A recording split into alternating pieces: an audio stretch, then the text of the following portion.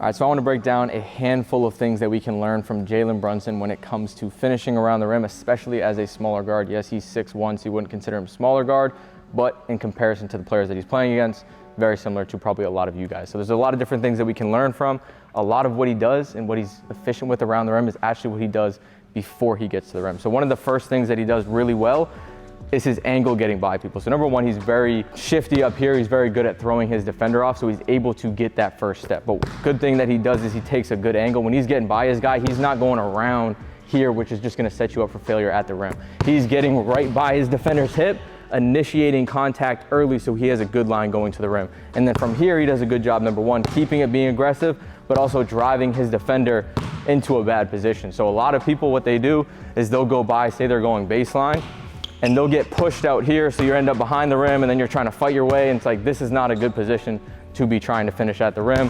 Jalen Brunson does a good job getting by, and then he's driving his defender, so they're almost underneath the center of the rim almost every time. Very tough to block it. You have a much better angle to finish with when it comes to getting around the rim. And the next thing that he does, obviously when he's getting this angle, if he can, he's usually cutting in front or last second as the defender's there. He does a good job putting his body right in front of the ball, so it's almost impossible for that guy to block. Where a lot of people, guys on his hip and they let him stay there, versus Jalen Brunson's getting right in front here, does a good job protecting it, using that other hand to avoid getting blocked. Now another thing that he does, which a lot of guards you're gonna need to be able to do, is these quick finishes. So as he's attacking the rim, whether it's left, whether it's right, he's really good at his floater, just getting it off nice and quick, but also just some one hand where he's just getting it up quick.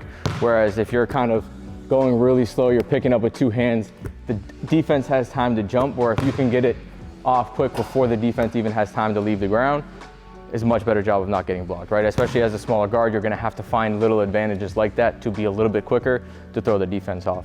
Another thing he does really well is he makes a lot of his finishes while going away from the rim. So a lot of people are working on your finishes, jumping towards the rim, right? That's where the defense is, that's where all the traffic is, that's where all the arms are. He does a good job finishing going away from the rim. So he's able to create a little bit of space here, traveling away, and he does a good job with his touch when he's moving away from the rim. So that's a very big key if you guys are smaller guards, work on finishing away from the rim. Here, he does a good job going where he's going towards the baseline, where he's finishing, and he's carrying himself out of bounds, where he's not, again, going to the rim, especially a smaller guard. If you're going here, you're putting the ball right in front of 2-3 defenders, very little chance you get that off. So a really quick way that you guys can work on this exact skill, we're gonna go scoop, so you're not picking the ball up with two, freestyle, pick a block, okay, boom, right, try not to predetermine it too much, and then you're gonna go scoop finish with jumping from inside the paint and then landing outside the paint. So you're traveling away from the rim, you're training those quick scoop finishes. It's probably gonna be challenging. You're challenging not only your footwork, you're challenging your touch, and also those quick finishes. So if you do have somebody that can play defense,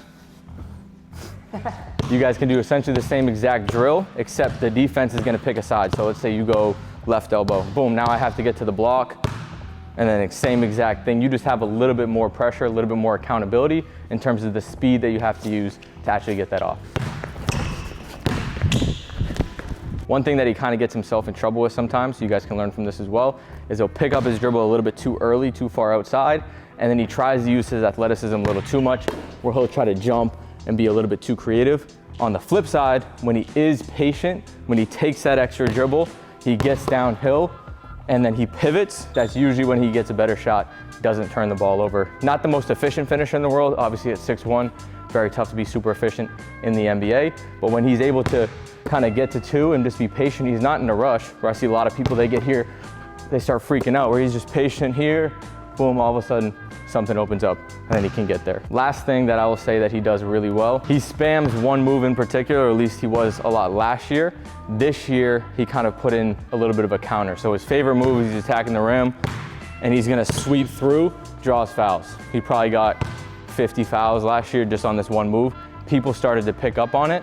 So now he gets here and then he'll fake and then get into something like that. So if you have a certain move that you guys use, whether it's a spin, whether it's a Euro, try to make sure that you guys have a counter for it as well, because if you get really good at that, they're gonna start to pick up on that, try to take it away. You wanna have a move that you can use when they do pick it up and try to take that away, then you kind of become unstoppable. So this is a little bit different from the videos we normally do. If you guys like it and want another one, comment below, like the video, subscribe, all of that.